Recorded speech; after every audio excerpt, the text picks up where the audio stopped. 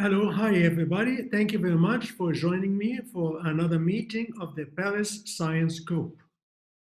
Today's topic will be understanding romance based on science.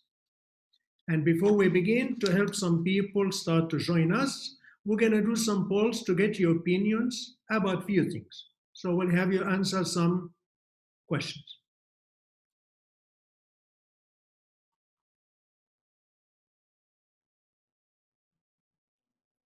Okay, you can go ahead and start to answer the questions one by one. Is romance and true love one and the same?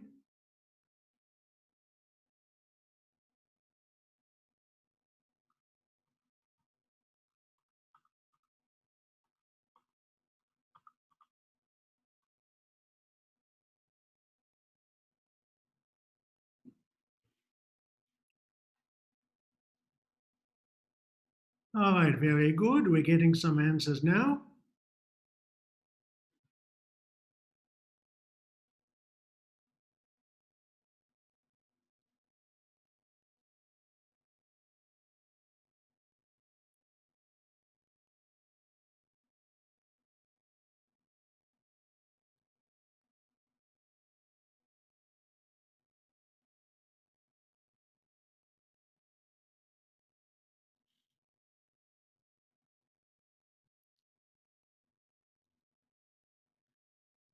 Okay, I see more people still answering, so we will wait.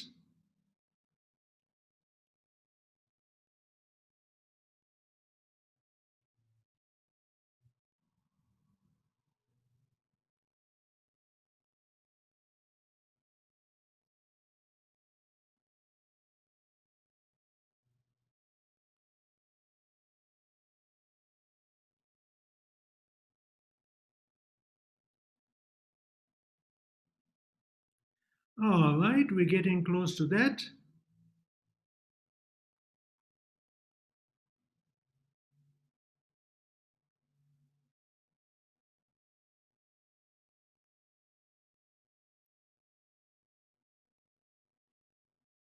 Okay, very good. Keep going, keep going. Very good.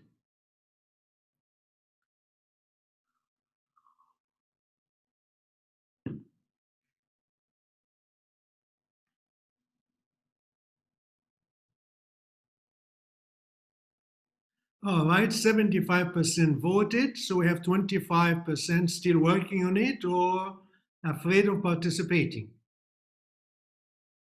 Nobody will know what you said, by the way. Everybody is anonymous.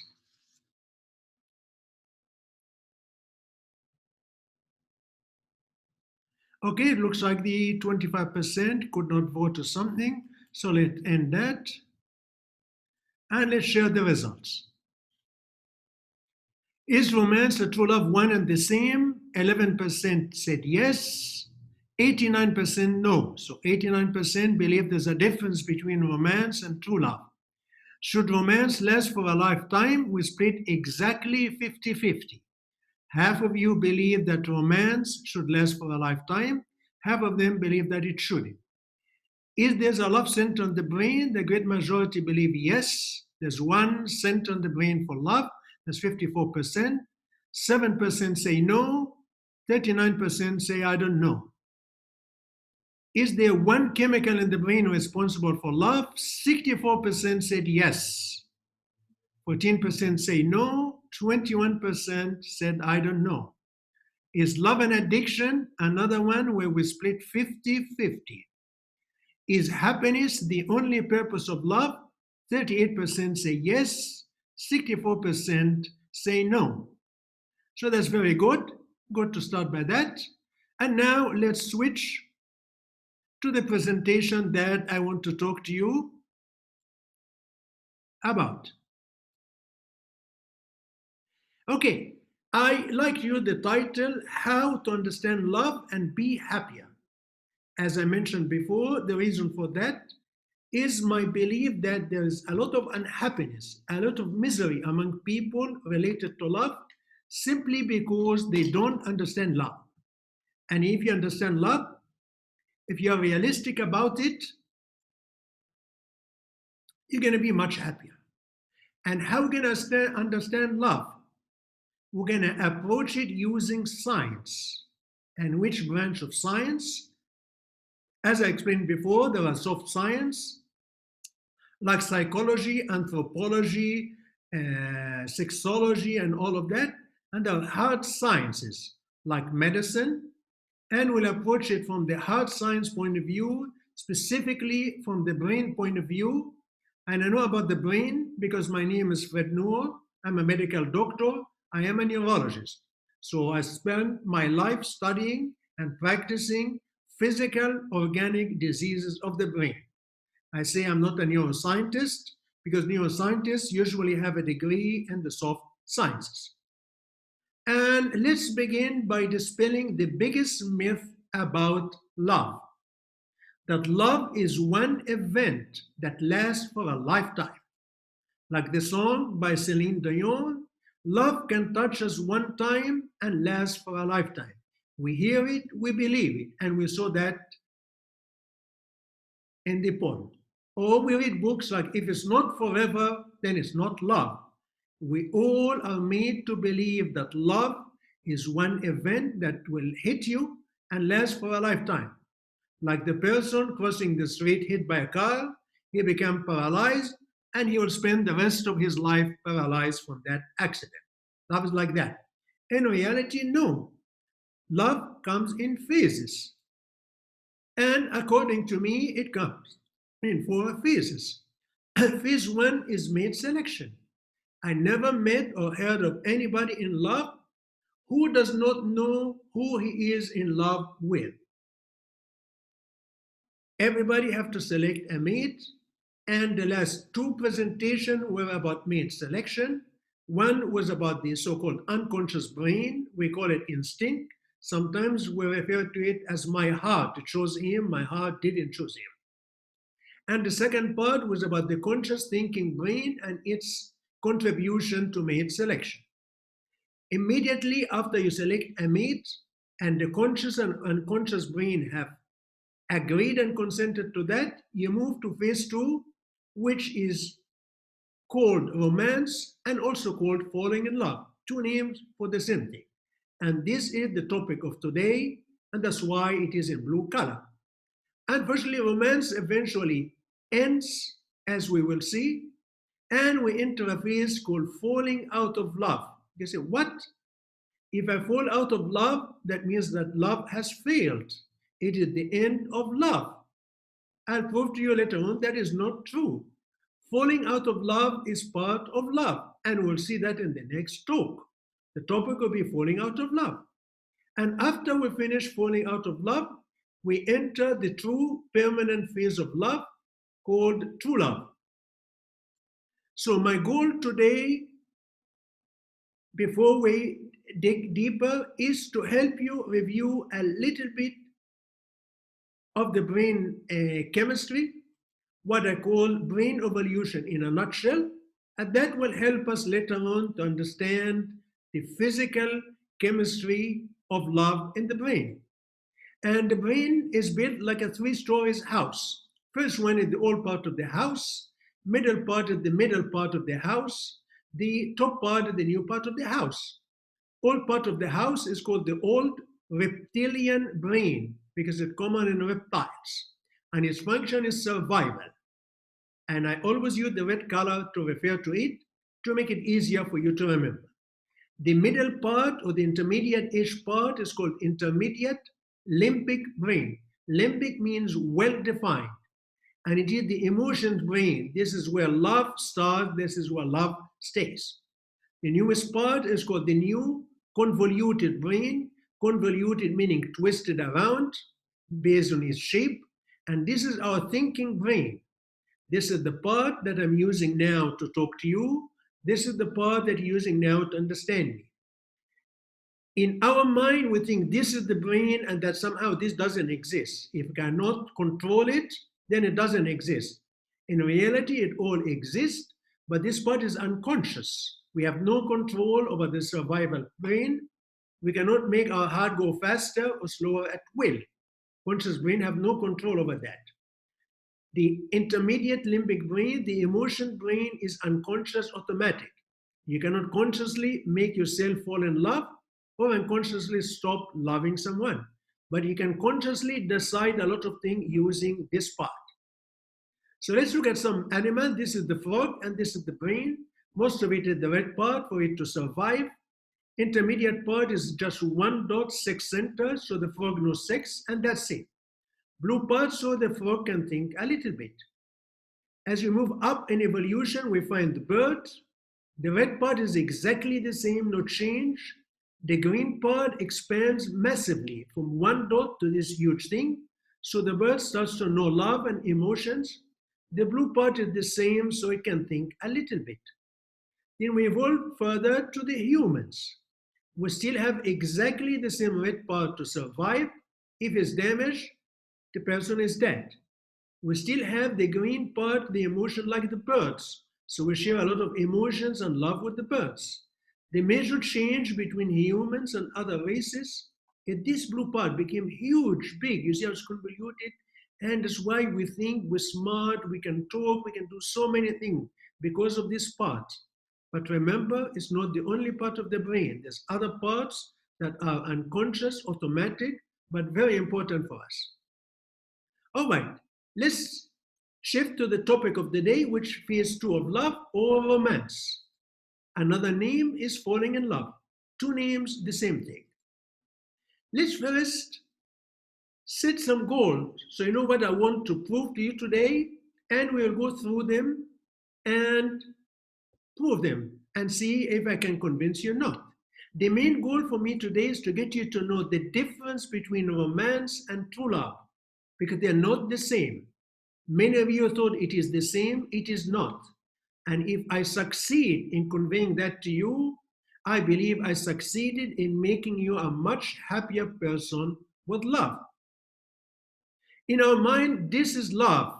He is so happy and she is so happy. Look, they're hugging, they're almost kissing in Paris under the Eiffel Tower. This is our image of love. But I'll tell you, no, that's not love. That is romance. It is different. To me, this is love. This man is 82 years old. His wife is 80 years old. Beautiful day in southern France. She wants to go swimming. So he takes her with his cane and her cane and take the risk and the headache and the pain to make her happy. This is not the same as this. This is romance. This is true love. And we'll see the difference between the two as we go along. I will give you an analogy, but I like to stress again and again the difference between an analogy, an example, and reality.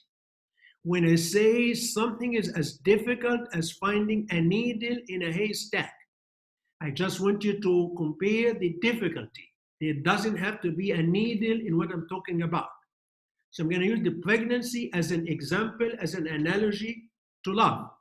You don't have to get pregnant to have love. You don't have not to get pregnant not to have love.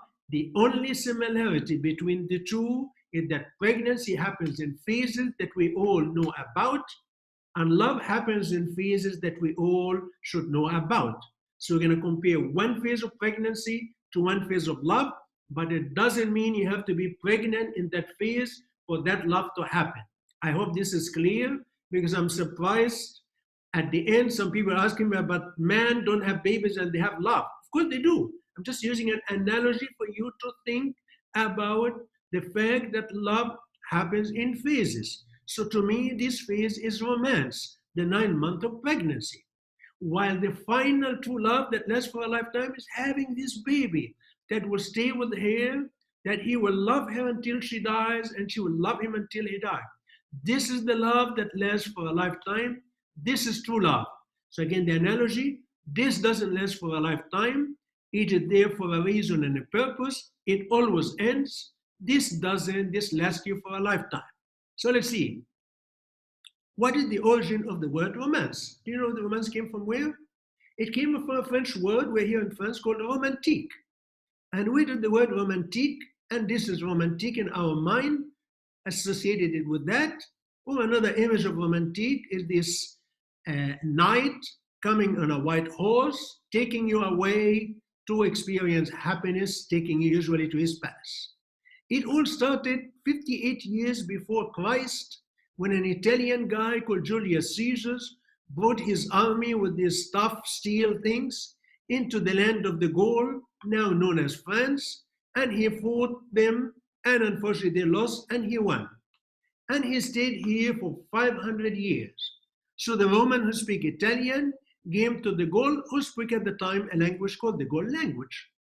Gradually with time, the two languages mixed. So people were talking either Latin, which was called at the time Romanticus, or the Gallo-Roman New Language, a mix of the Gallic language and the Italian or the Latin language became called the Romance. Then as they started to write, literature became in two languages. Latin was the language for the church, for law, for medicine, for science. You know, when Paris built a university called the Sorbonne, what language did the student have to use? They used Latin. That's why when they went around the neighborhood to the cafe and to the restaurants, they were speaking Latin. So they gave it the name what? The Latin Quarter, the Latin Quartier, because everybody was speaking Latin because that was the language used for that. But the waiter and the waitresses that were not educated did not speak Latin. They speak the mix of the Gallic Roman language called Romance. So they became Latin, they speak Latin, they speak Romance. That became the language for the French public newspapers, anything that the French public outside university that want to use. And then 15th century came and a major revolution arrived, which was the press printing. Now printing became very cheap. Now a major change happened in the society because of that. Before that, books were very expensive. Only the rich and the highly educated can buy books. Middle class and lower class cannot. With the cheap printing, now everybody can buy books. Now a new industry came called book publishers. They are in the business to publish books, print it, and sell it. And in the 16th and 17th century, they started to write books in the language of the general French, the Romance, called novels. And it became abbreviated from Romance to Roman. And you all know, especially if you live in France, that until today, novels are called Roman because they kept the name. Initially, it was about the knights, their courage, honesty. Then they added a little bit about the love adventure. Then the books about love adventures of the knight became more popular. So the publishers started to publish more books about that. More people buy, it kept growing and growing. And actually, this is the source of the image of the man on a white horse who will come to the woman and kidnap her, take her away to his palace where she finds happiness.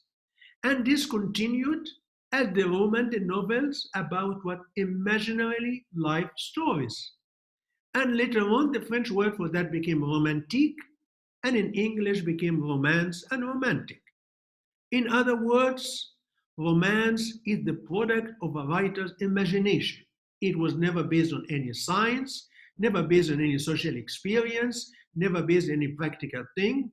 It was some good people who can imagine fantastic love scenes, who write it, people buy it, imagine that and believe this is love. So romance is a product of writer's imagination. Another name we use for it is falling in love. And many languages still falling in love. Why do we call it falling? Because it happens suddenly. When you fall, you suddenly fall. And it's unexpected. If you know you're going to fall, you wouldn't fall. You can prevent it. It's unexpected. And it is forceful and intense. You fall, you break your arm. You fall, you bang your head, and you bleed. It is very forceful. And it's unavoidable. There's nothing you can do. Once you start to falling, you fall. The fact that love happens in the same way as falling could be sudden, unexpected, forceful, and unavoidable. So they give it a second name, falling in love. But does it always happen this way? Does romance happen all of a sudden? Or there's two different ways of falling in love? I said there are two. There are those that have sudden falling in love, or love at first sight. The proper word I would like to use is romance at first sight. They meet someone, they like them, and bang, we are in love. And that's it. Everything will change their life and their life from that moment. And there are people that meet someone, they like them, but it takes them time. You have to see them multiple times, investigate them, and go out with them, and go for a drink, and go for dinner before they finally fall out of love. Gradual falling out of love. I give in the books more detailed examples about that. But there are two ways. Why is that? Do we know? Yes, we know what happened in the brain. People that suddenly fall in love, in order to fall in love, you have to select a mate. That's first thing required by the three parts of the brain, two unconscious and one conscious. And we know that the unconscious brain is very quick, template matching. It's like when you look at Tinder, it took one picture, yes or no, in 1 second, yes or 2 seconds, yes or no, yes or no. This is the unconscious brain, the instinct. What we call my heart, my attraction. That is immediate. And these people also have a strong epinephrine, which is the chemical substance that connects the conscious brain down to the limbic brain. You connect this all by norepinephrine. If you have a lot of it, you made your conscious brain decide quickly. So the decision by all the three parts happen quickly. You fall in love in an hour or two, you meet someone, by the end of the evening, you're in love. Everything consented, you're ready to move to phase two. What about those that take gradual falling in love? The unconscious instinct in the two parts of the brain is the same. It's always immediate, quick, template matching. You see someone, it's either yes or no, no ands, ifs or buts. But the norepinephrine that connects the conscious brain is a bit weak. So it takes a long time for your conscious brain to decide that this is the one. This is the one I want to love, and then you fall in love. So it takes you longer. And I believe this is the difference between the two. Now, let's define the goals for the presentation before we begin. And I want to first explain some facts and then dispel some myth. So what facts I want you to know? I want you to know the physical basis of romance, what actually happens in your brain, what brain chemistry happened that led you to have romance. Second goal is, what is the purpose of romance? Is it just happiness and joy, or as many of you realize, no, there is more to romance than happiness and joy? And the third fact that I want you to know is to answer the question, is romance true love, or is romance and true love are two different things? And I don't just want to give you facts, I want to help you erase fake news. The slide is black background because I don't believe in it. I believe you have been fooled, you have been deceived, and I want you to help you to erase the fake news from your mind. Number one, is romance based on one chemical substance? Some people claim that, based on dopamine, and that's it. We'll look at that. We'll see if it's true, or these are pseudoscientists taking your money away because they did a marketing research similar to the survey I did and found a lot of people would like to believe that love is based on one chemical. No big deal. We'll do a fake study and tell them what they want and sell them. If you have the money to buy, we have something to sell you. Is love an addiction? 50% of you thought yes. So we're going to discuss whether that's true or this is pseudoscience garbage by questionable scientists.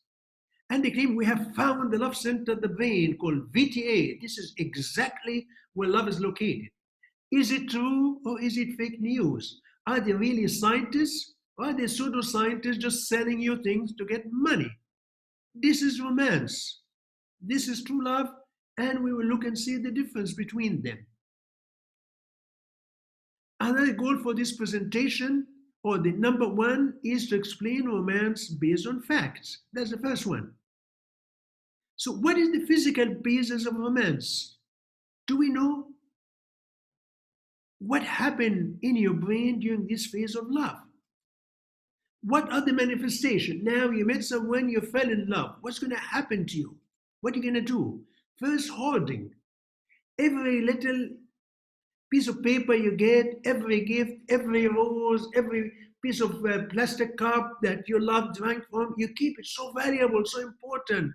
The rest will go in a book and get dried up and kept for 30 years, and you should always keep it. It's extremely important. We call that in medicine hoarding. And obsession. You keep thinking about your beloved against your will. I should focus on my work. Your mind is going and thinking about him or her. No, I shouldn't do that. You keep doing that against your will. It's called obsession. Forceful thinking. Compulsion. You keep doing things against your will. He is in a meeting for 1 hour. He leaves the phone on his desk, and the meeting is in the conference room. He cannot see any text messages I send him. But he can't resist. He takes him a smiling face, a pulsating heart, a cute this and that. You just can't. I shouldn't do it. I know, but I do it. I don't know why. Compulsion, incredible compulsion. Insomnia. You see a night thinking, oh my God, she looks so beautiful today. Oh, what about this? This was gorgeous. Oh my God, he's so handsome. He told me this. You see, up thinking about them and he can't sleep. You did that? Yes. Typical of love. Euphoria. You're so happy, ecstatic. You're on top of the world. Everything is wonderful. Everything is great. I am extremely happy because I am in love. We will experience that.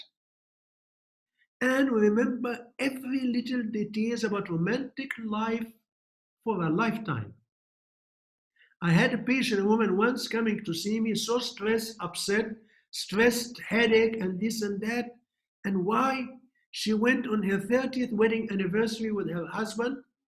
And while there, she asked him what ice cream flavor did he order during their first date. She remembered in very fine details where they went, where they ate, they ordered ice cream afterwards. She remembered what ice cream flavor he ordered, but he doesn't.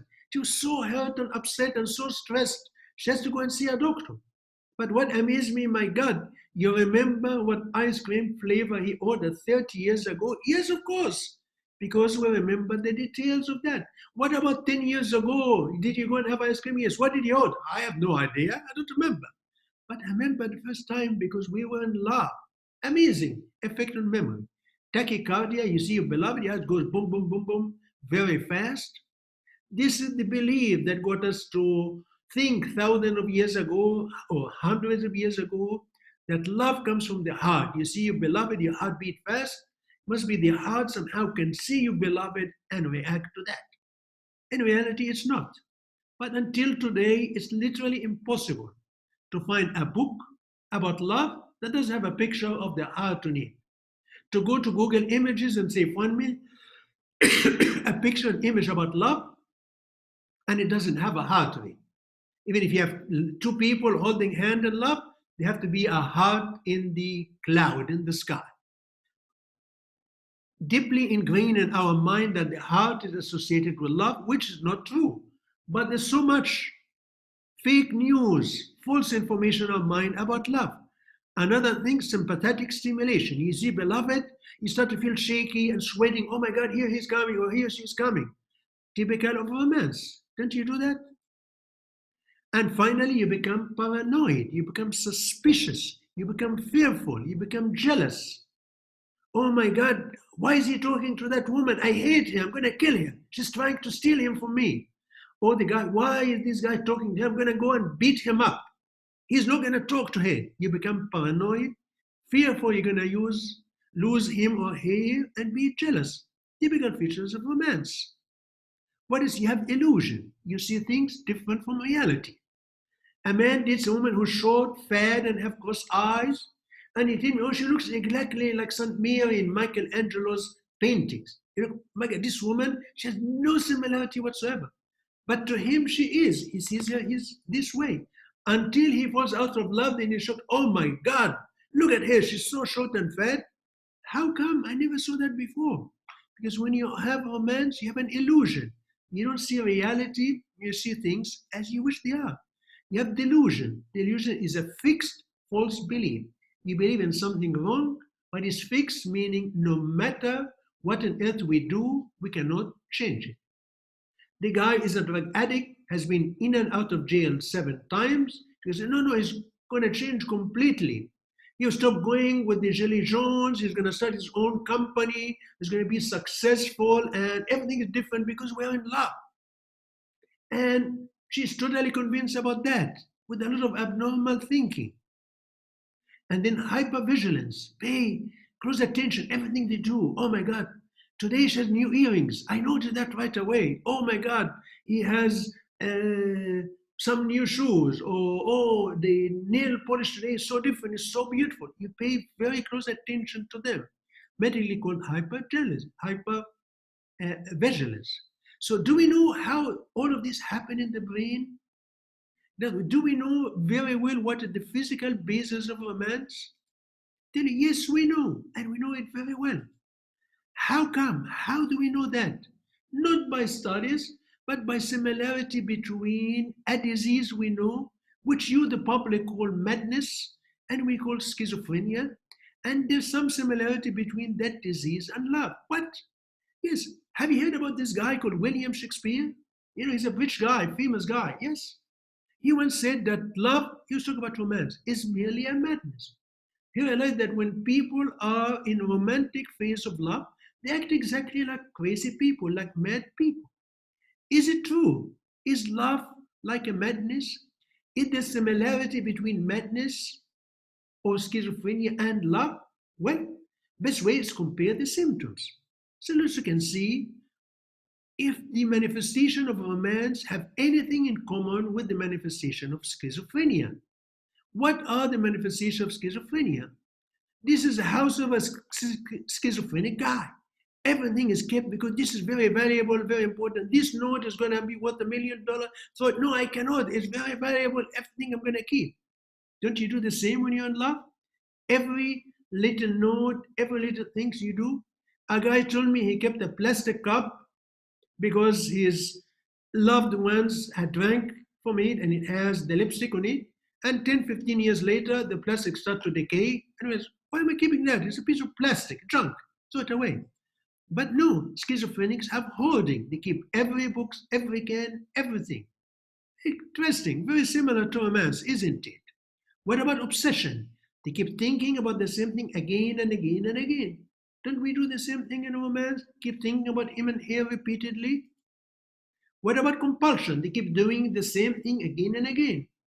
I had a patient, he goes out to check the trash can because he believed the neighbor are going to put some poison in it. And he goes 30, 40, 50 times a day to do that. And I'm not supposed to do it, but he can. He keep going. Insomnia, he stays up. Oh, who's going to try to plot against me? Who's trying to poison me? Who's trying to kill me? He's thinking non-stop. He can't sleep because of insomnia. We do the same in romance, don't we? Euphoria. Many times they walk very happy, excited, delighted, singing and jumping on top of the world. I was actually going to record one and show you a video of that, but I hate to admit I chickened out because he looked at me threatening, so I thought, no, forget it. They also become paranoid. They always paranoid. They have fear, suspiciousness. The neighbors are trying to poison me. This guy is trying to shoot me. This person is plotting against me. Very typical of schizophrenia, and also very typical of romance. Fear, suspiciousness can make their heart beat very fast. They get sympathetic stimulation. They shake and sweat and do exactly the same, exactly like in romance. What about illusion? The bird chirps, they say, oh, he's talking to me. He told me that you want to stab me in the back, and he told me this and that, and so on. The brother come to talk to them. No, that was Jesus. I know, I saw him. It's illusion. They see things different. Romance, she's short and fat. You see as beautiful as Saint Mary. Delusion, fixed false belief. I am Napoleon Bonaparte, and physician never tried to convince him he's not, because we know it's a fixed false belief. You can talk to him for 40 years. At the end of the 40 years, who are you? They tell you, I'm Napoleon, this doctor is crazy. So don't even try. But the same, have delusions. Hypervigilance, they pay attention what is happening. They stay up all night, looking behind the window, watching what the neighbors are doing, who's coming, who's going. Some people love to do the same. Watch the beloved. What time did he come home? Oh, he came very late. He came alone. He came with exactly the same. Amazing similarity. In other words, both schizophrenia and romance are the same. And in reality, both are based on multiple chemical systems in the brain. We're going to see that a little bit more. We're going to discover that romance and schizophrenia have the same chemicals, have great similarity. And we will see how in romance we have studied four chemical substances and they collectively called monoamines. So we know in schizophrenia what monoamines can do. In romance in manifestation, did some studies who that did the same thing. But what are these monoamines? This is getting too much science, and I don't like science, but I'm going to the Paris Science Group. Here's monoamine, two families. One is called catecholamine, one is called serotonin. Catecholamine have three children, epinephrine, norepinephrine, and dopamine. So dopamine is one of these. Other chemicals involved, but we haven't studied them enough, so I cannot talk about them. So let's look at them one by one. Let's look at epinephrine. Epi meaning above, nephrin meaning the kidney, that's in Greek. Adrenaline meaning above the kidney in Latin. Same words, two languages. American use this one, European use this one, no different, same thing. What does it do? We know that's what makes you suspicious. We know that what gives you fear. And we know that's what gives you jealousy. And that's what makes your heart go beat bum, bum, bum, bum. And that gives you long-term memory and recall. I had an experience that stuck in my mind. My daughter came to visit me here in Paris last spring, and we stayed here in Montparnasse 10 years earlier. And she did a few things there, bought a dress, her pictures, she remember all of that. So I took her back to the same area. She couldn't remember the hotel, couldn't remember the place where she bought the dress, couldn't remember she had her hair cut in the French style and she loved, couldn't remember all of that. And then went to cafe. I said, yes, I remember that cafe. You sat in this table with my sister and you go down to the left and you find the toilet. Oh my God, why of all the things, that's the only thing you remember? Said, because I went down to use the bathroom and I closed the door. After I used it, tried to get out.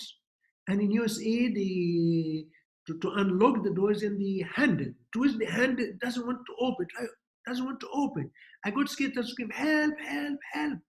But it's down in the basement, there's nobody there, nobody is responding. I got so scared, didn't know what to do. Then I decided I'm going to break the door. And she went with her body to hit the door. Then she said, I heard something rattling. I looked up. There was a latch high up there. I forgot I did that. In France, they lose the latch. They don't use that.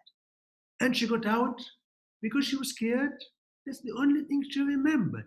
She released a lot of adrenaline that gave her the fear and caused her to remember very clearly what happened. And we do the same with love. It can give you anxiety, shakiness, sweating. All these things can happen from epinephrine. Another one, norepinephrine or adrenaline, we know it can cause loss of sleep, which you see in love, rapid heartbeat, which you see in love, increase attention to the maid. Oh, he got a new shoes, or she got a new earring. Oh, look what they did. And not only that, you focus on one maid and ignore the others. You used to notice everybody coming to international meetings. Now that you met someone in love, you don't know who's coming, who's going. You don't pay attention. You're only focusing on one person and ignoring everybody else. It's done by noradrenaline. And that's explained in the book more. You get dilated pupils, sweating because of noradrenaline. And an interesting effect that we don't feel, we don't see, but it happens. It multiplies a number of cells called non-peptide cells and the number of receptors. The non-peptide effect is the number of cells multiplied by the number of receptors. So if you multiply that, you increase the non-peptide effect dramatically. What does it have to do with anything? We will find out. But when you increase the number, the effect of non-peptide becomes much stronger. Let's look at another chemical called dopamine and pay attention to that because some people claim this is the chemical substance responsible for love. Yes, it causes joy, it causes pleasure, causes the feeling of ecstasy. It's all dopamine, no doubt about it. It causes illusions. You see her as most beautiful woman when she's not because of dopamine. It causes delusion. He is a drug addict, has been in and out of jail 7 times. No, he's going to be the next president of France based on that. Abnormal thinking in the same way. And another unseen, unfelt, unperceived effect which is again multiplying the number of neuropeptide cells and the receptors. So the first chemical increased it a little bit, this increased it even more. And the next one is serotonin.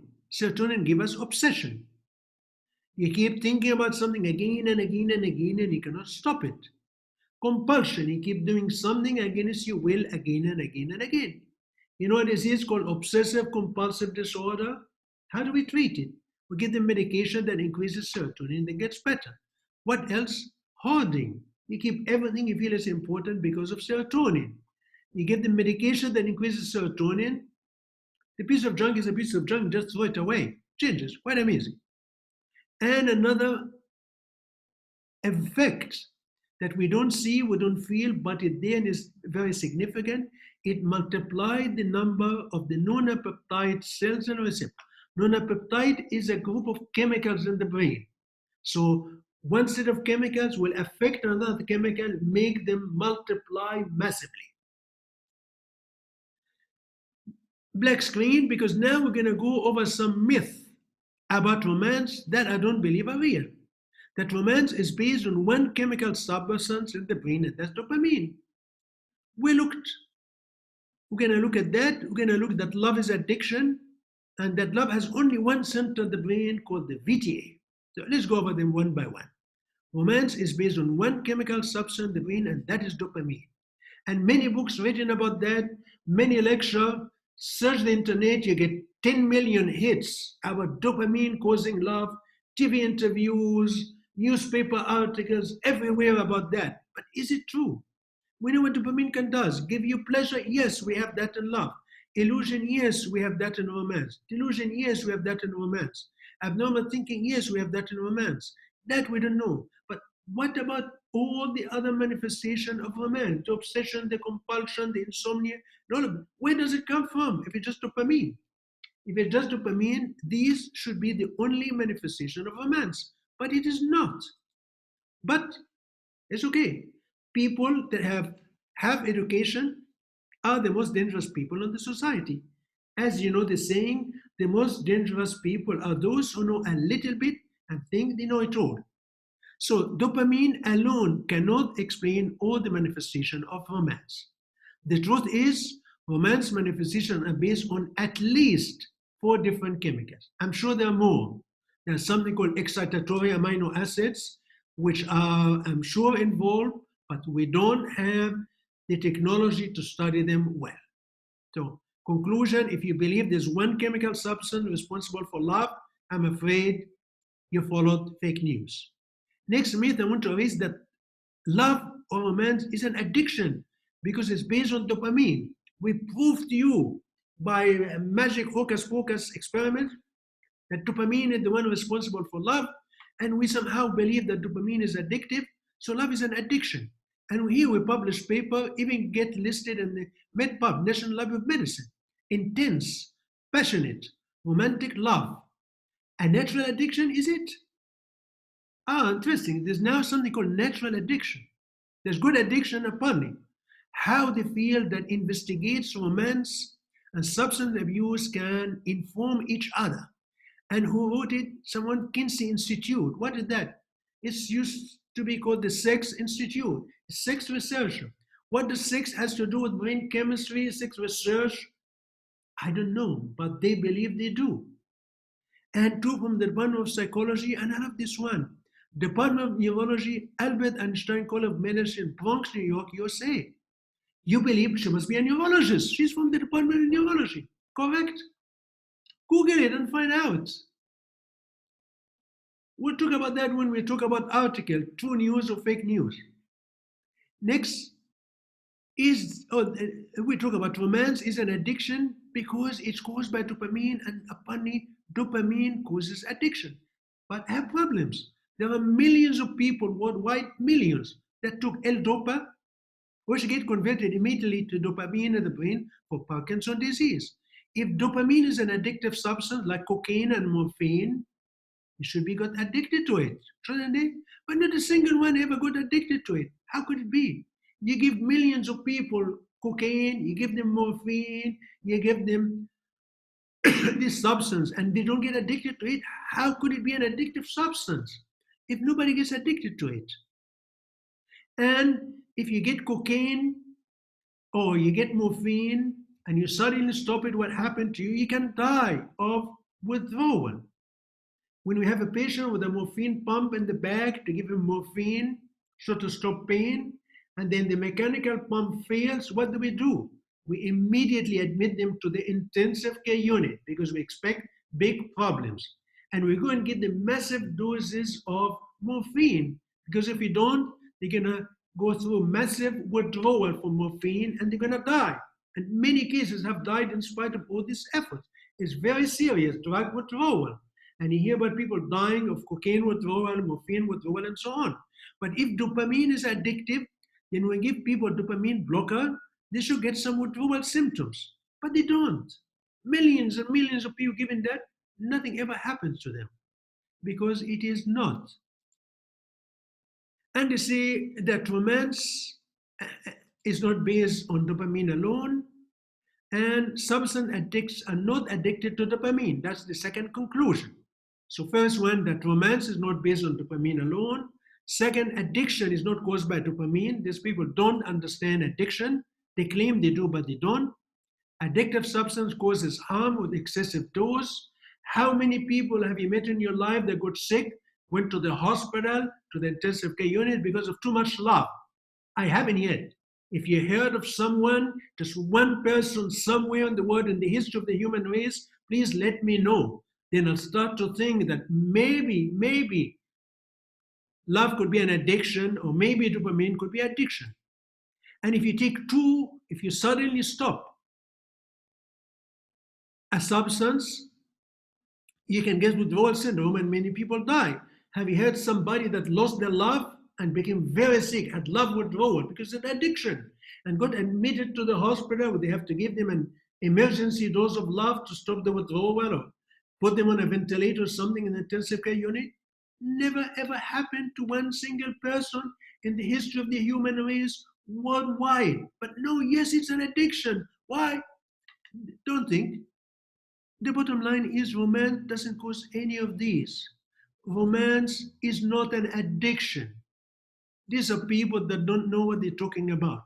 Romance is a normal human emotion in normal people. Addiction is a disease. Don't get somebody to tell you, oh, there's good addiction, bad addiction. This is garbage made by those that don't know what they're talking about. They just want to sell you things because they love your money.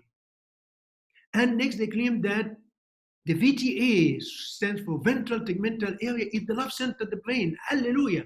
We found the love center of the brain. Press release, all TV stations, all newspapers, everything talk about that. Ladies magazine article, we found the love center of the brain. Most of you believe that this such exists. If this is the case, then it should be the same. There's a speech center in the brain, no doubt about it. So if there's a center for love, it should be similar to having a center for speech. What happened when you damage the center for speech? 100% of the people, 100% of the time, they lose speech. You know, someone had a stroke and couldn't speak after that because he damaged the speech center. And if you stimulate it, people start to talk, hallucinate, or say things against their will. Let's apply that to the VTA. Thousands, probably millions of people have stroke that damages the VTA. If it is like the speech center, you damage it, you should lose love. How many people have you met or heard of who had a stroke resulting in loss of their love to their family or their loved ones? Or even decrease in the love, any change? None. Because if you damage it, it doesn't change anything because it's not the love center. In my opinion, it's fake news, pseudoscience. And what about if you stimulate it? They went and put an electric stimulator, electric wire with a battery, stimulated to see what happened. Well, if it's the love center, love should be more intense. Or you change your love some way, form, or shape. Nothing. All happened and they said, I'm hungry. Can you give me something to eat? And that's it. So maybe the VTE have to do with appetite, but it absolutely have nothing to do with love. So get from your mind the idea that there's a love center brain. They're not. It's systems, multiple systems that works together. That's why no stroke in any spot in the brain can erase your love. So we keep moving now. We talked about facts. We talked about the physical basis. Now let's talk about something more interesting. What is the purpose of romance? Is it just joy and happiness? Or is there another reason? Why did nature give us romance? What is the real purpose for that? Let's talk about something else. Let's talk about a drug main effect and a drug side effect. And let's have an example. A woman goes to the doctor because of some minor things, and he examines her, tell her, no, you need to take this medicine. So she takes the medicine, and they give her dry mouth and blurred vision. You guys, what happened to you? She said, the doctor gave me medicine, that gave me a dry mouth and blurred vision. So the purpose of the medicine is to cause dry mouth and blurred vision. But if you dig further, the doctor discovered that her cholesterol is very high. She's at a very high risk of strokes and heart attacks. He wanted to prevent that, so he gave her medicine that lowered the cholesterol, but as a side effect, meaning it did other effects in addition to working the cholesterol, called the dry mouth and the blurred vision. So in reality, the main effect of the medicine is to lower the cholesterol. Even though she does not feel the cholesterol when it was high, she does not feel the cholesterol when it was low. She has no sensation, no perception of cholesterol whatsoever. She only perceives the side effects. So naturally, she thinks what is happening is just the side effects, when in reality it's the unintended consequences of the drug. Could it be the same? Could romance manifestation be, in a sense, side effects of the monoamines? Monoamine does multiple things, and it works in multiple receptors that will give us this manifestation as a side effect, but the real purpose, the real reason is something else, which is what? To multiply the monoamines to the maximum amount. So could the real reason for the romance, as we know that 3 out of the 4 chemicals involved cause massive increase in non-peptide effects, and non-peptide, as we'll see, are responsible for true love. In other words, maybe romance is there to cause a main effect that we don't feel, we don't see, to multiply this, to prepare us for a very strong, intense, true love. And without it, we wouldn't have that. And all these manifestations that make us happy and excited, that we think this is the purpose of love, are just side effects. Like the woman who took the medicine for cholesterol and thought, oh, the dry mouth and the blurred vision is the purpose of the medicine. It is not. Is romance a preparatory phase for true love? I believe so. But it is cultural observation to support what I'm saying. It is a belief that we know worldwide for thousands of years that support that. Have you heard this saying? It's popular in America. You can marry for love, meaning after romance. Or you can marry for money, meaning without romance, but you cannot have both. People say that all the time. You can marry for love, you can marry for money, but you cannot have both. But why that? Why is it if you marry for love after romance, you can find true love, and if you marry for money without romance, you can't? What happens when you have romance? As we said, to get romance, which we call love, but we mean romance, all the 3 brain parts have to be involved. The 3 parts consent. 2 unconscious, 1 conscious. When they do, you enter romance. And as romance happens, you cause the massive multiplication of the non-peptide. Then when the non-peptide phase comes, it happens and you experience true love. What about if you are with someone without romance? You select it just for the money, and the money is recognized just by the conscious brain. And conscious brain doesn't know money, doesn't select people on money. It's impossible. So you use only 1, but the other 2 did not. As a result, you cannot have romance. You don't have the 3 brain parts consenting and being involved. If you don't have romance, you don't multiply the non-peptide, you cannot have true love. There are not enough of them. You get close to the person, you just can never build the love. Which leads us to the next question. Can romance last for a lifetime then? A lot of you believe that romance should last for a lifetime. But you know this is wrong. It has a purpose to multiply the non-peptide to a maximum number. Once you reach the maximum number, once it cannot multiply anymore, You have to stop there. You achieve the goal.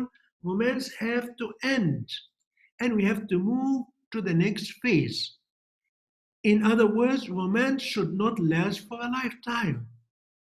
Romance should end one day when it achieves its purpose of multiplying the nonapeptide to the maximum sense. Now, let's ask, is romance true love? I say, no, romance is not true love. Romance is based on a chemical substance called monoamines. True love is based on a totally different chemical substance system called nonapeptide. We'll talk about it after 2 weeks. Two different chemical substances. Romance is a temporary phase in love. It's phase 2. It doesn't last for a lifetime. It lasts about 2 years to 3 years, then it ends. We'll talk about that when we talk about falling out of love. But true love is the final and permanent phase of love. It lasts for a lifetime. So true love lasts for a lifetime. Romance does not. Don't mix the two and get disappointed and hurt. If you expect romance to last for a lifetime and it doesn't, don't get hurt. It's your fault. You misunderstood it. Romance must end one day and is followed by the next phase of love. Falling out of love. And I'm going to prove to you next time that it's not a fair love. It's not that a problem. It is a normal thing. It has benefits. So think of romance as like this. You don't have to get pregnant, but in your mind, you think this is not going to last forever.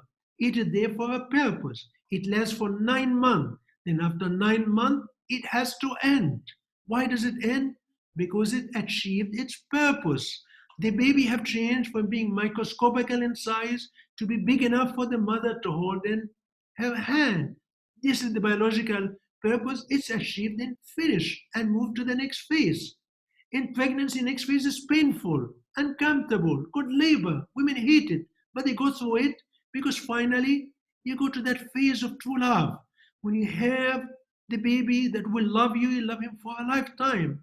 This is the purpose of love. This is the relationship. If you don't understand it and you come here and you get the labor pain and say, oh, the pregnancy failed. Let me have an abortion and let me go and get pregnant again, wait for 9 months.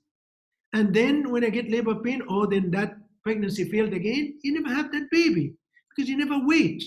And a lot of people all over the world, very miserable because they cannot go through falling out of love. They think that if romance ends, love has failed, and that's it. We have to start all over again. And they try 10, 15, 20 times. It's cycle never ends. So next time we'll talk about falling out of love, and there are reasons why we fall out of love. And interestingly, there are benefits of falling out of love. You reject it because you don't know it, but there are good things about it. So let's stop here and let's switch and start to have some questions.